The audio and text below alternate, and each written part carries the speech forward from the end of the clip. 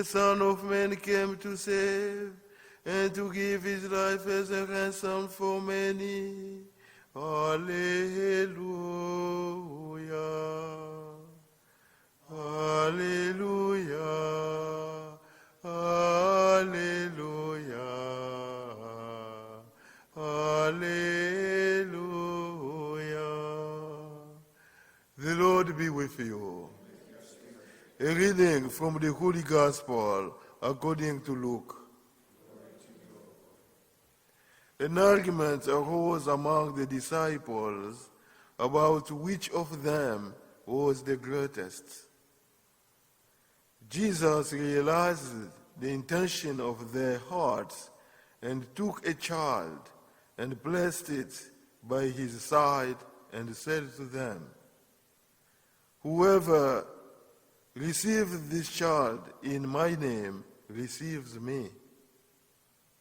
And whoever receives me receives the one who sent me. For the one who is least among all of you is the one who is the greatest." Then John said in reply, "Master, we saw someone casting out demons in your name, and we tried to prevent him, because he does not follow in our company." Jesus said to him, "Do not prevent him, for whoever is not against you is for you." The Gospel of the Lord. Praise to you, Lord Jesus Christ.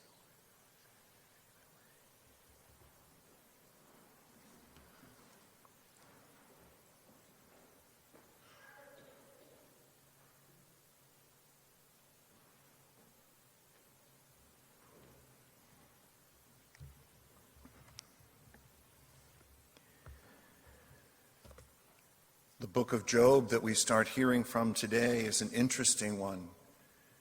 Even its structure of the book, the first chapter pretty much tells the whole story. And then the remaining chapters are dialogue between Job and his friends, between Job and God. It's presented as a book to teach us wisdom, to answer or at least to address a serious chronic question, for some a serious problem in following their faith, the problem of evil, the question of why bad things happen to good people. The story is more like a parable.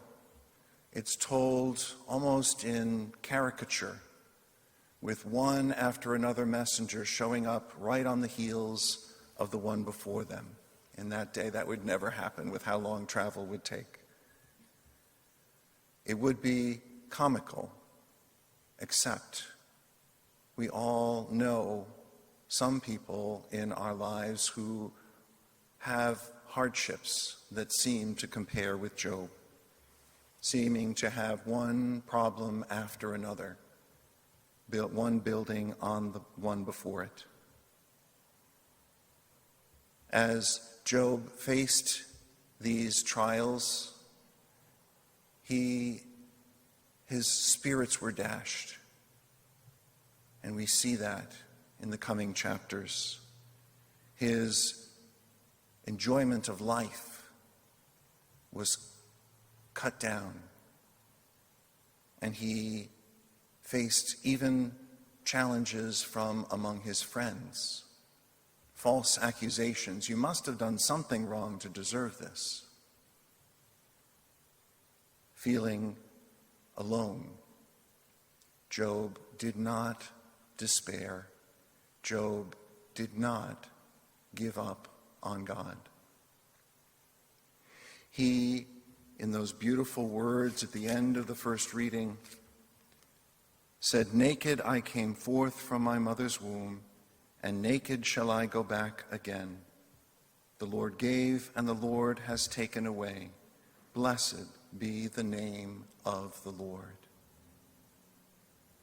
This echoes the experience of many throughout the Bible who, in times of hardship, had to learn that every blessing they had received they had not earned. They were freely given from God. And these blessings at times can be taken away, and we can feel like it's unjust. But that would assume that we had earned them in the first place.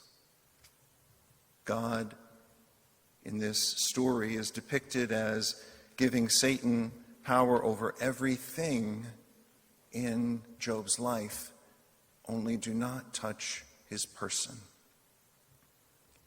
God continues to be with each and every one of us, to protect us and guide us. The gospel, in a way, echoes the theme of our readings this weekend, where after hearing of Jesus predicting his passion, the disciples seem to ignore, or at least not know what to do with what Jesus was saying, and focus more on themselves and their own comfort. And so they fought over who was the greatest. Jesus taking a child and placing it in their midst. Actually, in Luke, it says, placed it by his side. Placed the child by his side. And physically, that associates the child with him, that he too is like a little child in his sincerity, in his not being one way and doing something else, as we can learn to do as we grow older. Jesus calls us to not be duplicitous, but to be sincere, as Job's prayer is at the end of the first reading. Blessed be the name of the Lord, even in times of hardship, for he is the one who has given us everything.